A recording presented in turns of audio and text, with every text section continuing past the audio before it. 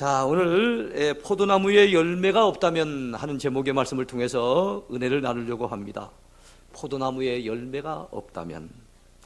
여러분, 성경에서 하나님의 백성 이스라엘 백성들을 상징적으로 비유하는 가장 대표적인 나무가 있습니다. 어떤 나무겠습니까? 바로 포도나무예요. 성경이 자주 나오는 나무는 어떤 나무입니까? 포도나무 외에도 감람나무, 종려나무, 무화과나무, 이런 나무들이 다 그 지중해 연안에서 자생되어지는 아주 널리 알려진 나무들입니다. 자, 포도나무 재배는 언제부터 시작됐을까요? 여러분, 언제부터 시작된 것 같습니까? 노아 시대 때로부터 거슬러 올라갑니다. 여러분, 그 노아 홍수 후에 노아가 포도나무를 길렀다가 그 술을 마시고 굉장히 좀 욕을 당했던 거 기억하시죠? 그게 포도나무 농사는 굉장히 오래된 겁니다.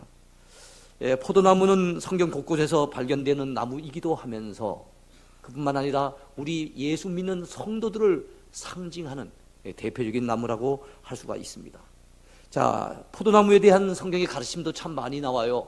예컨대 시편 80편, 이사야 5장, 그리고 예레미야 31장, 그리고 에스겔 15장과 18장, 요한복음 15장 등등 성경의 곳곳에 이 포도와 관련된 교훈들이 많이 나오고 있습니다. 그 가운데 오늘 우리가 보게 된 에스겔서 15장, 이 본문의 말씀은 하나님의 택한 백성들인 우리에게는 그 정체성에 걸맞는 열매가 필요하다라고 하는 메시지입니다. 그 메시지를 전해주고 있는 거예요. 그리고 그 합당한 열매를 맺지 못할 경우에는 그 끝이 어떻게 된다 그럽니까? 불 속에 던져지는 땔감에 불과하게 된다. 즉 하나님이 원하시는 그 정체성에 걸맞는 삶의 열매를 맺지 못한다면 하나님의 진노의 대상이 될 수밖에 없다라고 하는 경고의 메시지가 오늘 본문에 담겨져 있습니다. 자, 먼저 생각해 볼 제목은요, 첫째입니다. 포도나무인 이스라엘입니다. 포도나무인 이스라엘. 자, 구약은 포도나무 자체를 하나님의 백성 이스라엘을 상징하는 것으로 그렇게 얘기하고 있습니다. 하나님께서 이스라엘 백성들을 애굽에서 출애굽시켜서 가나안 땅으로 갖다 들여오시지 않습니까? 시편 80편의 저자는 이렇게 기록하고 있습니다. 주께서 한 포도나무를 애굽에서 가져다가 민족들을 쫓아내시고 그것을 심으셨다 그랬습니다. 그러니까 애굽에서 이집트에서 출애굽시켜가지고 광야를 거쳐서 가나안 땅에 이스라엘 백성들을 들이신 것을 하나님께서 애굽에서 포도나무 한 송이를 갖다가 뽑아서 결국에는 가나안 땅에 심으신 것으로 성경은 그렇게 묘사하고 있다는 것입니다. 시편 80편의 시인은 또한 이렇게 간구합니다. 만군의 하나님이여, 구하옵나니 돌아오소서. 하늘에서 굽어보시고 이 포도나무를 돌보소서. 하나님, 우리를 굽어 살펴주세요, 우리를 돌보아 주세요 라고 우리 기도하지 않습니까? 근데 이 시편 80편의 기자는 여러분, 하나님 이스라엘 백성들을 돌봐주세요 이렇게 기도할 것을 뭐라고 기도하고 있습니까? 하나님, 이 포도나무를 돌보아 주소서, 그렇게 기도했다는 거예요. 그러니까 포도나무와 이스라엘은 같이 본 겁니다. 자, 본문 2절에서도 이스라엘은 포도나무에 비유되고 있고요, 이사야서 5장 2절에도 보면은 하나님께서 이스라엘 백성들을 열매 맺지 못하는 포도나무로 그렇게 평가하시면서 안타까워하시는 장면이 나옵니다. 땅을 파서 돌을 제하고 극상품 포도나무를 심었도다. 그 중에 망대를 세웠고 또 그 안에 솔틀을 팠도다. 좋은 포도 맺기를 바랐더니 들포도를 맺었도다. 여러분, 극상품 포도나무를 심었대요. 하나님께서 이스라엘 백성들을 포도나무 심듯이 그 가나안 땅에 심으셨는데 그냥 포도나무가 아니라는 겁니다. 극상품 포도나무래요. 왜 그렇게 표현하고 있습니까? 극진한 사랑, 극진한 은혜를 부어가지고 그들의 역사 속에 엄청난 은혜를 부어서 그들을 그 땅에 심으신 하나님이시기 때문에 그 포도나무는 시시한 포도나무가 아닌 거예요. 극상품이죠. 그렇다면 여러분, 극상품 포도나무를 심었으면 포도 열매도 극상품이 나와야 될 것 아닙니까? 그런데 극상품은 고사하고 상품도 중품도 아닌 먹지도 못할 들포도를 맺힘은 어찌민고. 우리 하나님은 이렇게 안타까워 하시는 거예요. 신약 성경은 여러분, 영적 이스라엘에 해당되는 예수 믿는 성도를 포도나무 가지에다 비유합니다. 참 포도나무는 예수님이라고 말씀하세요. 예수님께서 스스로가 나는 포도나무요 라고 말씀하시면서 너희는 그 가지다 라고 말씀하세요.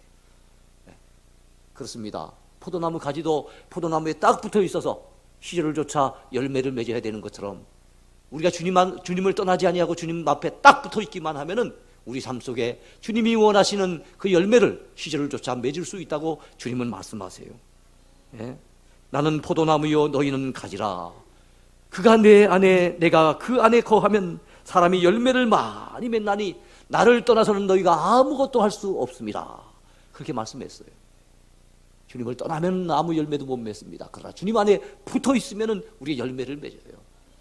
예? 그렇다 열매 맺는다 해서 이 팔에 주렁주렁 무슨 뭐 열매가 맺겠습니까? 쉽게 말해서 우리 삶 속에 하나님이 원하시는 삶의 모습들이 나타나게 된다는 거예요. 하나님 앞에 기쁨이 되고 하나님 앞에 영광이 되어지는 삶의 모습이 우리 삶 속에서 나타나게 된다는 것입니다.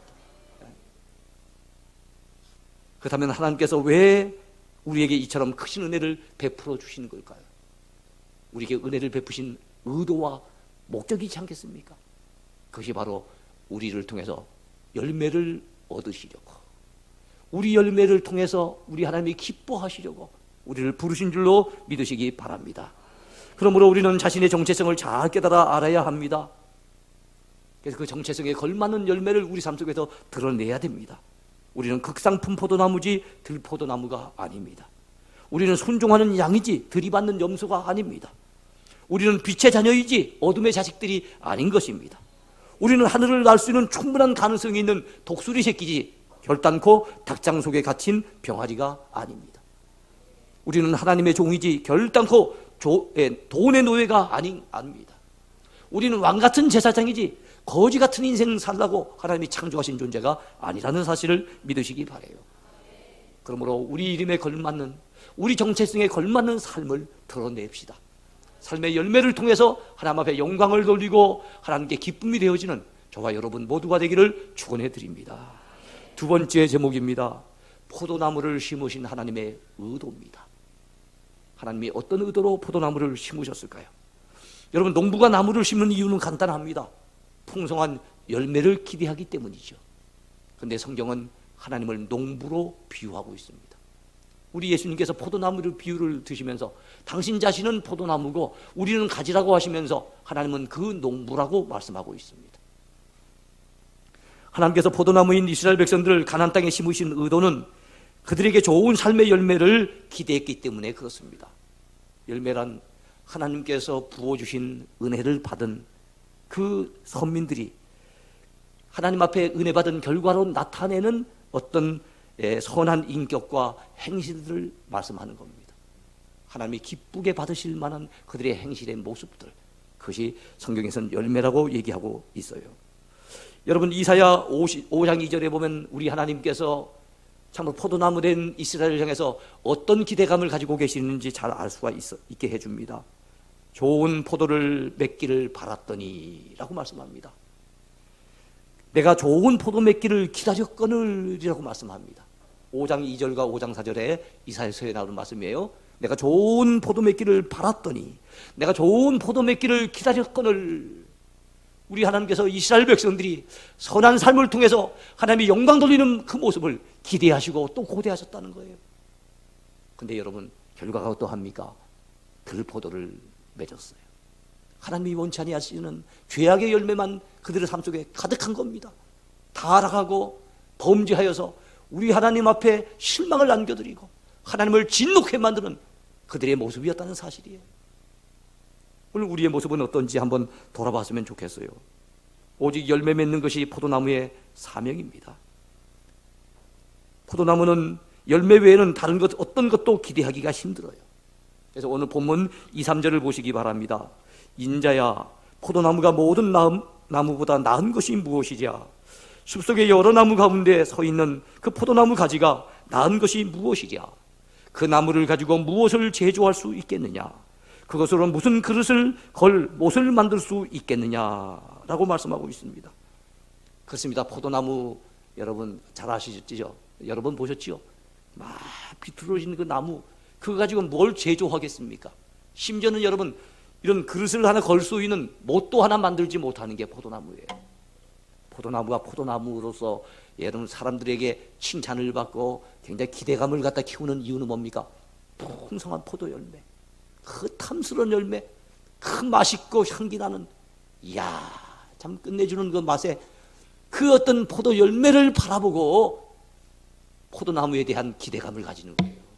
그 열매를 맺지 못한다면 포도나무는 아무 쓸모도 없는 것을 우리가 알아야 됩니다.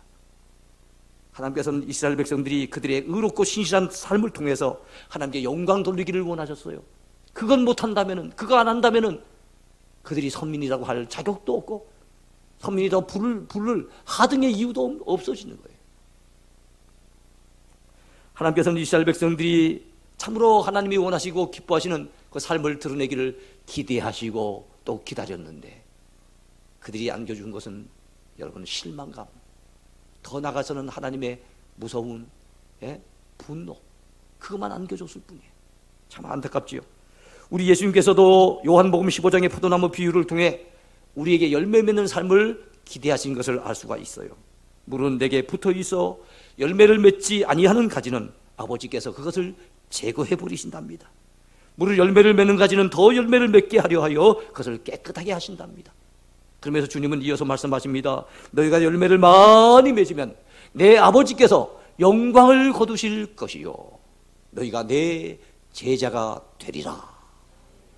그래, 우리가 선한 열매를 통해서 우리 하나님을 기쁘시게 하면 하나님이 그 일로 말미암아 영광 거두신답니다. 그리고 우리가 진정 주님의 제자인 것이 드러나게 그런다고 주님은 말씀하고 계세요. 여러분이요, 아름다운 열매를 맺읍시다. 그렇다면 우리가 맺어야 될 열매는 어떤 것들이 있을까요? 먼저는 회개에 합당한 열매를 맺어야 됩니다. 형식적인 회개가 아닙니다. 몸만 교회 나오는 정도가 아닙니다. 우리의 마음을 돌이키고 진정으로 우리가 회개를 해서 하나님이 미워하시는 죄악을 완전히 버려버리고 참으로 여러분 죄악된 길에서 우리가 완전히 돌아서는 것, 이것이 바로 회개에 합당한 열매를 맺는 거예요. 왜 회개에 합당한 열매를 맺는다고 얘기하고 있습니까? 회개했다고 말은 하는데 그 회개라고 하는 말에 적당한 회개라고 하는 그 단어에 걸맞는 삶이 나타나지 않는 거예요. 여전히 죄악된 생활을 거듭하고 있고 여전히 참으로 과거의 죄악된 모습을 답습하고 있다면 회개했다고 볼 수가 없는 거죠. 그러니까 진정으로 회개한 사람은 회개에 합당한 삶의 열매를 나타내야 되는 것입니다. 두 번째는 성령의 9가지 열매를 맺어야 할 것입니다. 성령님께서 우리 인생 가운데 찾아오셨어요. 성령 받았기에 우리가 그리스도를 주시라고 고백할 수 있습니다. 성령 받았기에 우리가 구원의 확신을 가지게 됐습니다. 성령 받았기에 예수님의 주 되심을 믿고 고백하게 되었습니다. 그렇다면 성령의 영향을 받아야 되겠지요. 성령의 은혜를 풍성히 받아서 우리 인격에도 변화가 나타나야 될 줄로 믿습니다.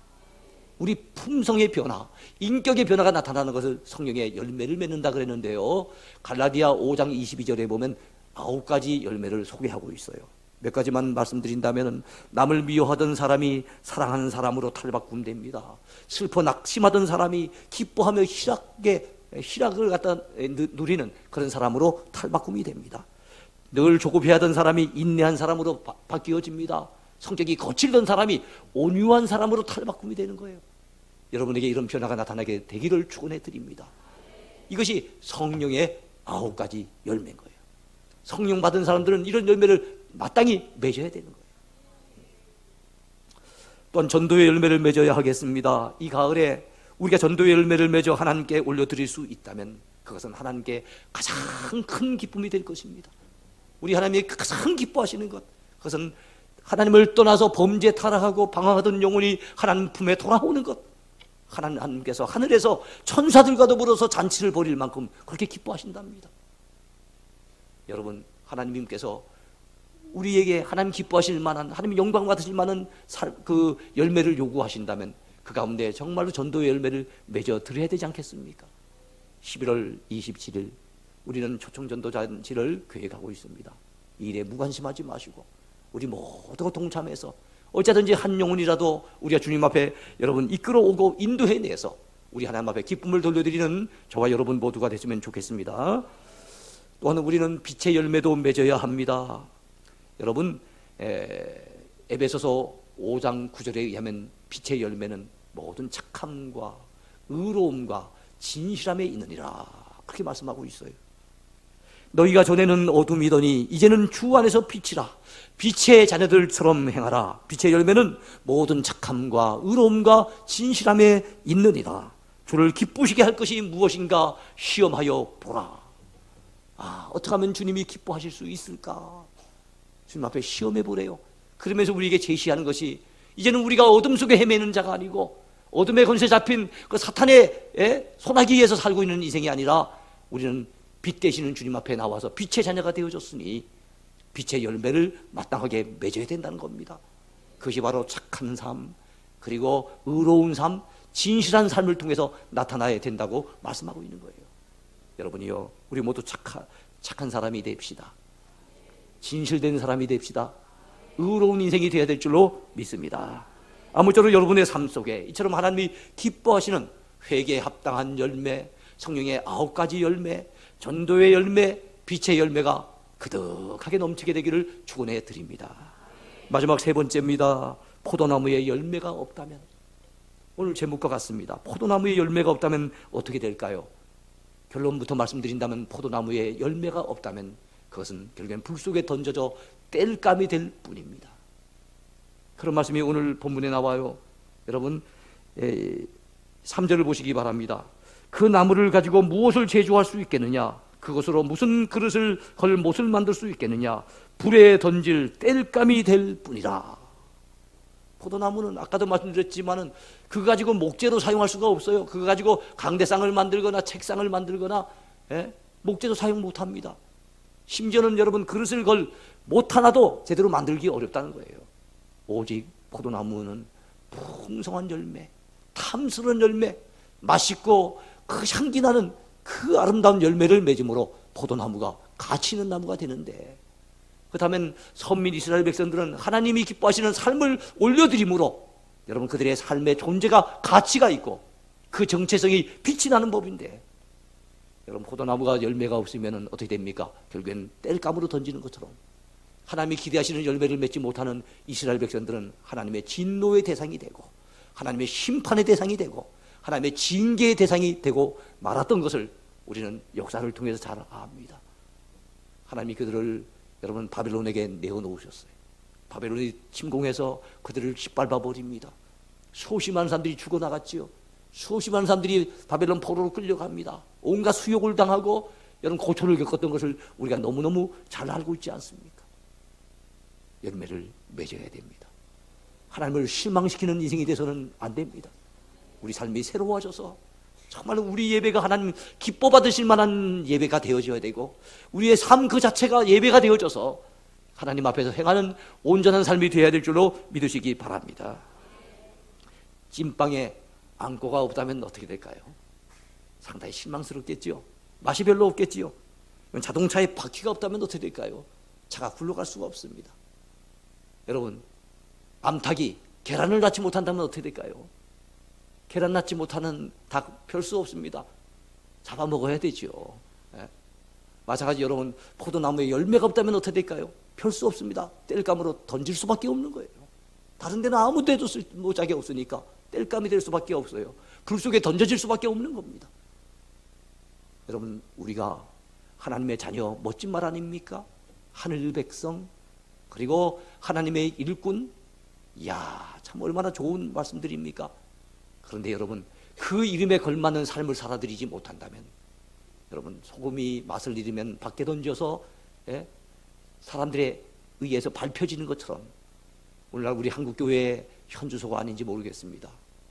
우리가 정말로 하나님 앞에 온전한 모습으로 살지 못하고, 그리고 불신자들의 눈에 보기에도 신자다운 삶을 살지 못했기에 오늘날 우리를 향해서 그들은 여러분 손가락질을 합니다. 우리의 잘못된 모습 때문에 하나님의 영광이 가려지는 일들이 너무너무 많은 것을 우리가 보면서, 야, 참 우리가 이렇게 계속 살아서는 되겠는가, 이런 생각을 가지지 않을 수 없습니다. 정체성을 잃어버리면 안 됩니다. 우리 이름에 걸맞는 삶을 살아드려야 됩니다. 여러분, 농부는 포도나무에게 사과 열매를 요구하지 않아요. 포도나무이기에 포도 열매를 요구하는 거예요. 우리 하나님께서 우리에게 맡기시지 않은 거 요구하지 않으세요. 하나님께서 우리에게 주신 달란트가 있고, 그리고 사명이 있고, 직분이 있는 겁니다. 거기에 걸맞는 열매를 우리 하나님은 우리에게 요구하고 계시는 거예요. 엉뚱하게 찾아주시는 것이 아닙니다. 그런데 그것을 돌려드리지 못함으로 여러분, 하나님을 실망시키는 우리가 되어서야 되겠습니까?